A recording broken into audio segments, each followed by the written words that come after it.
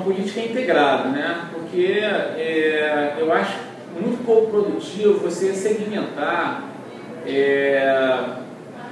as drogas, né? Agora se fala muito em crack, assim como em outras épocas se falou em outras drogas. Mas a verdade é que a imensa maioria dos usuários, eles são poliusuários. Eu te diria que eu jamais entrevistei um único usuário de crack que não faça uso concomitante de álcool.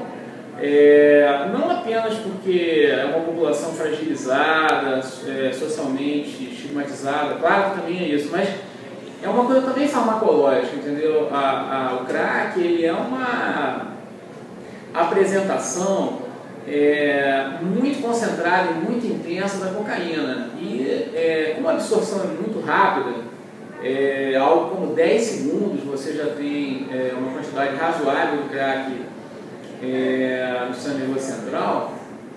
Normalmente essas pessoas têm reações adversas, né, como paranoia, excitação, e claro que a forma razoável seria medicá-las, mas não é o que acontece numa cena de crack. Então, o que essas pessoas fazem? Para segurar essa paranoia, eles lançam mão de produtos calmantes, né? Eu já ouvi falar bastante de pessoas que misturam com drogas não prescritas, né, substâncias que são medicamentos, como os calmantes, benzodiazepínicos, mas a imensa maioria das pessoas diminui essa paranoia, diminui essa inquietude com álcool. Então, eu acho que se a gente realmente quiser pensar essa questão de uma forma integrada, a gente tem que pensar no consumo como um todo, entendeu? Eu acho que o crack houve essa emergência, né? No sentido de em alguns lugares não existir, ter passado a existir. No meu caso, até no Rio de Janeiro, no meu trabalho, né? Mas eu não acho essa a alternativa mais interessante, não. É interessante seria uma política realmente que levasse em conta o abuso de várias substâncias. Há uma expansão substancial que está acontecendo quase que 20 anos depois da disseminação nos Estados Unidos, né?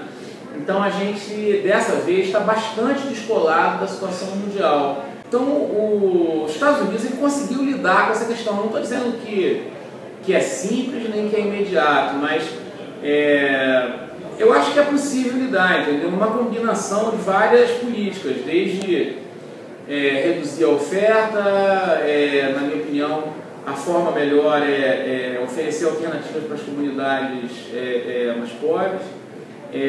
A assistência ela pode melhorar bastante na medida em que os usuários confiarem nos profissionais de saúde e os profissionais de saúde serem mais receptivos aos usuários, o que não é verdade hoje em dia, é um mal-estar generalizado.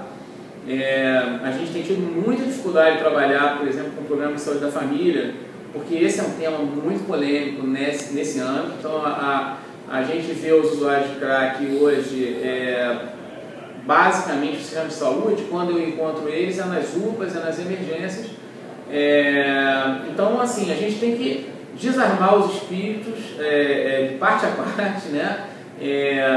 Não existe uma medicação de substituição do crack, existem medicações que melhoram a ansiedade da pessoa, diminuem a vontade de usar. Eu tenho tido experiência com algumas dessas medicações, mas ao contrário da metadona, por exemplo, heroína, a gente não tem uma substância consensual, entendeu? O tratamento é complicado porque muitas pessoas abandonam o tratamento. Então, quer dizer, teve um trabalho recente agora feito pelos colegas, tanto em Porto Alegre como no Rio, mostrando que o usuário, se bem acolhido, ele até deseja se tratar, mas ele abandona o tratamento no meio do caminho. Nesse caso do crack, na ausência de consensos em relação a condutas, a gente tem que complementar com outras coisas, entendeu? Estimular, por exemplo, lazer, esporte nas comunidades mais pobres. Elas foram cada vez mais perdendo espaços, o tráfico foi tomando. Hoje você não vê mais uma coisa que na minha juventude era super presente, que era o futebol de várzea, de campinho, vagabundo. A gente agora jogou no Gabão, né? Não é muito melhor do que os lugares que a gente jogava. Estão lá, os caras do Gabão estão jogando. Então, eu acho que a gente tem que retomar isso, as lideranças das comunidades de verdade, que foram desmoralizadas, né? E as pessoas ficaram sem alternativas em lugares que as pessoas ficaram muito atemorizadas, né? Eu fui à Rocinha antes dessa ocupação, comigo pessoalmente não houve nenhum problema, porque eu conheço as pessoas da comunidade, mas claramente você vê as pessoas assustadas, né? Atemorizadas, e assim a gente não consegue construir política pública, na verdade a gente não consegue construir uma sociedade também.